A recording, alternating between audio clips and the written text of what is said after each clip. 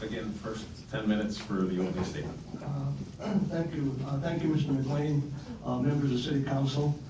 Just a little, some of you who do not know me in the audience, I'd like to give a little brief synopsis of my resume. I started my career in Moser Elementary School in 1972, stayed there to 1978. Went on to be the assistant principal at Robb Junior High School from 1978 to 1982. From there, I went on to be the principal at Truxtun Middle School from 1982 to 2001. Best job I ever had. It was great. Became the Central Staff Administrator 2001 to 2007. I was Executive Director of Secondary Education. I went on after retirement. I went back to the school. I worked in human resources, alternative education programs, community and student services as a consultant. And then I came on to City Council 2009 to 2017. 8 years in City Council, the last 3 years as President of City Council. Council members, again, I thank you for the opportunity to interview tonight. It has been an incredible honor to work with many of you the last 8 years in City Council. Serving the people of Allentown has been my life's work. During a time of transition such as this, it is easy for people to become divided and skeptical of leadership, which is why it is essential that our new mayor has the ability to unite people. The mayor is more than the CEO of a city. The mayor is a chief public servant. The mayor is the person who can unite the city, regardless of our socioeconomic status, one who will be inclusive, not exclusive. Diversity has strengthened our city for many, many decades. Our grandparents, great-grandparents from varied countries have made this city strong. My first priority will be to restore trust and confidence in city government. We will do this by rekindling a relationship with the city staff and city council and making sure that our fiscal house is in order. As mayor, I pledge to attend council meetings and to work with this body as you potentially undergo a review of the home rule charter and fiscal operations. As Allentown grows, we will stay ahead of the issues that can hinder us. We can't fix these things overnight, but we can act proactively and curb the damaging effects.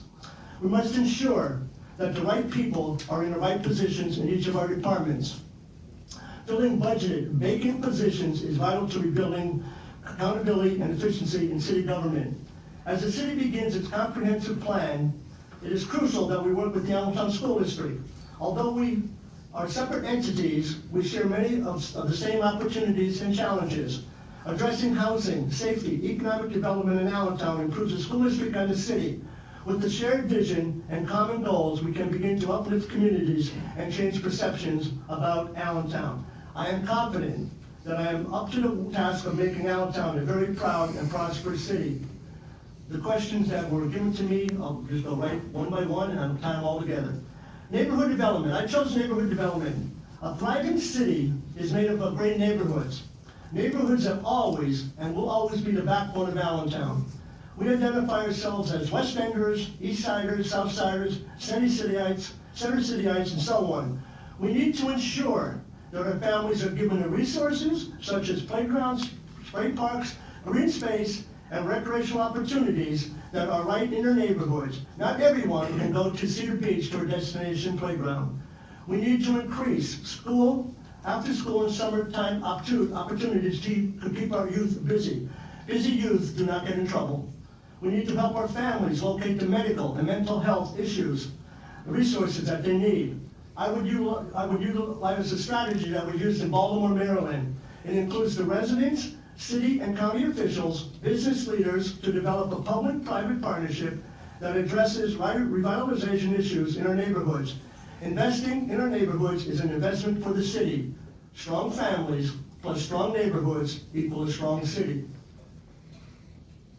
To raise revenue to deal with the city's structural deficit, I would establish a revenue finding committee. This will represent an innovative and new approach to producing government efficiency while simultaneously looking for creative sources of revenue.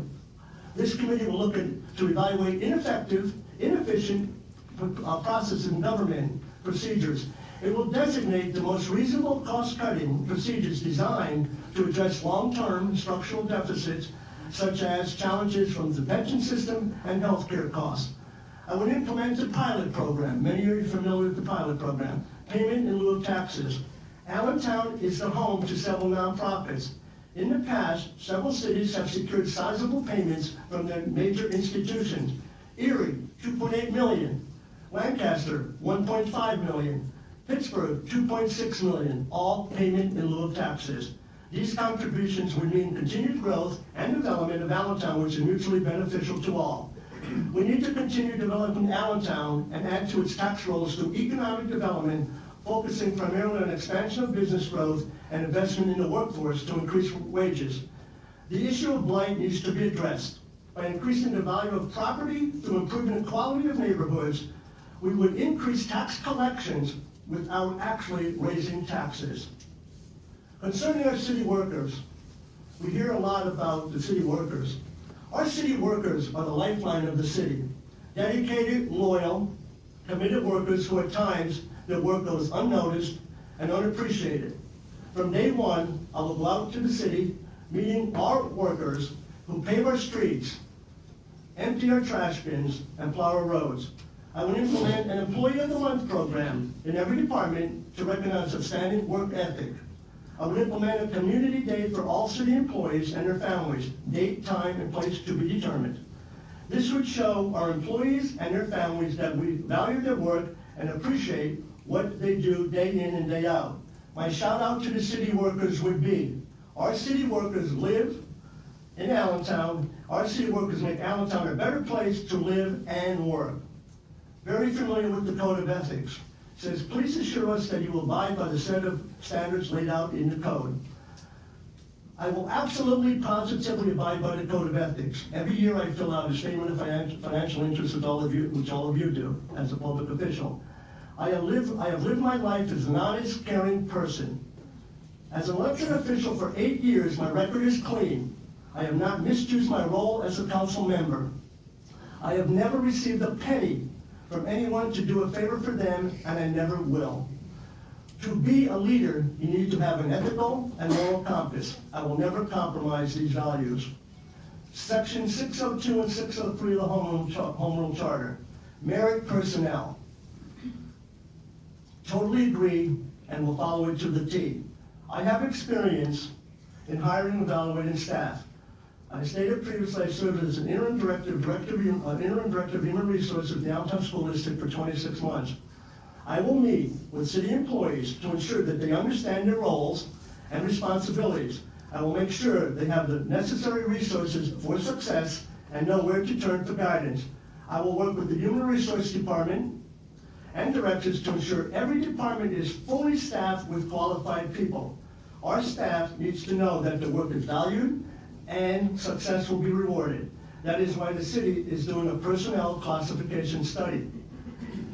This is very important. Pay increases should not be given on who agrees with the mayor, but on a merit system. City council will always be included in all appointments to key positions. The case study, a very interesting case study. When I was in school a few years ago, case studies were basically hypothetical. This is not a hypothetical case study, it's just a fact. This case study, I lived it up on that dais and after I left city council. Communication is the key to any relationship. It is all about two individuals or two parties communicating. That holds especially true for the mayor and city council. When that communication breaks down, almost everything stops. It happened in this case. However, not on city council's part. This can never happen again, and under my leadership, it will never happen again. If elected mayor, I will meet with the president and vice president of city council on a regular basis.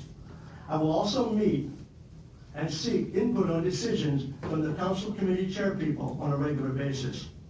City government is made up of the executive branch, the mayor, and the legislative branch, city council. For this city to properly function, these two branches must work cooperatively with mutual respect. They might not always agree, but continued communication is essential to the success of this great city. Thank you. Thank you, Mr. O'Connell. Yes, sir. If we get set up, we'll start on this side. We'll have 8 minutes of questions from council. Okay. Mr. Robertson. Thank you, Mr. President. And thank you, Mr. O'Connell, for being here tonight. Thank you. I'm not going to ask a question about community economic development, Mr. O'Connell, because you directly addressed it, and also we do know you have experience in the realm. I think that we all know that there's a lot of healing that needs to go on in this city. So there is an issue directly related to this selection process. How will you deal with, if you are selected, combating the image that the solicitor's opinion that was rejected by council last night created a situation in which you might not have been considered a valid candidate? How will you try to bring people who don't support you into supporting the city and into supporting the fold and heal those rifts? I will continue to listen to people. Last night was an extremely uncomfortable evening for me, and I'm sure it was an extremely uncomfortable evening for many of you. Sitting out there in my head, going back and forth, the solicitor's opinion that was given is a ruling. It's a suggestion. It does not have to be followed by city council. That being said, I did not agree with his opinion. I did contact the lawyer, and you all received a letter, and I don't like lawyers or lawsuits and that stuff, I don't mind. But what I'm saying is, that's past. That is past. That night was last night. This night is tonight. You granted me an interview by a 4-3 vote. I am thankful. I am appreciative of that interview. Healing is quick. It's looking somebody in the eye and say, let's move on. Let's put our maybe our differences aside. Let's work toward common goal, compromise, consensus. I have no problem. I can look Ms. Atherton in the eye, Mr. McLean in the eye, and Mr. Robinson in the eye, who voted no. I worked with Ms. Atherton, I worked with Mr. McLean, and Mr. Robinson. I've known you for many years. We will move on, but it takes two parties, two, to move on. I will move on. I have moved on already. I have moved on already. Healing process. The healing process for the solicitor's opinion is needed. However, the healing process for the city is more needed, more essential, to show the residents of the city that you have a leader who will listen to them, will all stakeholders will respect your input, and we will move on from there. Thank you, Mr. O'Connell. I actually was not referring to any members of council. I was referring to the general public. I understand that. But I just wanted to clarify that. Yeah. I just have one yes or no question for you, and then I'll be finished. Do you intend to run for the position next year, or do you just intend to serve for the 18 months? Well, I didn't get the position, okay, but if I would be elected to this position, I am 68 years old. I've had a good life. I've served downtown through the school district, the city council. I can't give you an answer right now. I'm energized. I love this city deeply. I care about this city. I wouldn't be sitting here tonight if I didn't. I can't give you an answer. Let's get through, if I'm not successful to be elected, the interim mayor, let's get through the next, 18 months or so. Thank you very much, Mr. O'Connell. Thank you, Mr. President. You're very welcome. Thank you for applying, Mr. O'Connell. Thank you. I've looked over all these applications so far, and there may be people that disagree with me, but when it comes to government entities and leadership, I've seen no one so far that exceeds your application. I also commend you because you talked about being a leader. I know through this whole process you've lost very close friends. Your constitutional rights to run for office because you were a member of city council are still in question. You led a very good life, sir. You deserve to be sitting there getting your day to present to the public and to this council. The leaders are those people that when they're down and out, kicked in the face, you're actually being blamed for the school deficit of $28.2 million, and you've been apart from the school district for how many years? But it's partly your fault. Those leaders are the people that are down and out, kicked in the face, stand up, come back, and give it 100%, and that's what you've done. Well, I appreciate you saying that. Believe it or not, I was an athlete many days ago, and when you get onto that baseball field or that basketball court, the competitiveness, it comes out in you, and I'm a competitor. I'm a competitor. That's why I'm here. That's why I'm fighting for Allentown. That's why I'm fighting to be the unit mayor of Allentown. Thank you, Mr. Zucco, for those kind words. Are you done, Mr. Zuko? Yes, sir. Just a quick remark, some signs in the back just for awareness. Please remove the signs from the council chambers. Oh, yeah. And there are a few seats up here. If you want to hold the time for a minute, or we'll give them a couple extra seconds, Mr. Haley. But I would ask that council keep it to questions, not comments, so please. Okay. Who's next? Mr. O'Connor, is nice to see you here. Good seeing you, Ms. Mahoney. A quick question. If you were chosen as the new mayor and after building public trust, what will be the next item in your agenda that you will tackle to continue to grow this diverse city? Well, to continue to build trust within the city. Is that your question, or? What will be the next thing that you will do to continue to grow this diverse city? Well, first of all, our city is very diverse, okay? You would go and meet with all the community groups, all the stakeholders, all the maybe block and crime watch groups in the area. If I would be successful in being elected, the first thing I would do is go throughout City Hall, introduce myself, getting input. I'm a good listener, go from there. We have to build and grow with our stakeholders. I would go with, obviously, the one gentleman before me talked about community meetings. I don't necessarily like to have a city council meeting in city council chambers every time. We go to the west side, we go to east side, south side, go, take it around, take it on the road. And I think it's very important that when people see you and you talk to them, they see someone who is listening, not pushing them away, taking input, and coming to a collective decision through consensus and compromise. Thank you. You're very welcome. Mr. Greedy? Oh, we'll start with Ms. Adler. I have no question. No questions? Mr. Hendricks? Mr. O'Connell, good evening. As you're well aware, we are going to lose our current police chief. Yes, sir. The previous one was only here a year. It's been said in some circles that it's become a revolving door. Yes. In appointing a new chief, would you look inside or would you consider going outside to do so? Well, when I worked for the school district and on city council, I'm a firm believer in growing your own. Okay, that was when I was on the campaign trail. I'm a firm believer in growing your own. Obviously, if we had well-qualified, well-respected leaders in the Allentown Police Department, obviously they should be given first look. And I have no objection of looking outside. I am not in favor of national searches.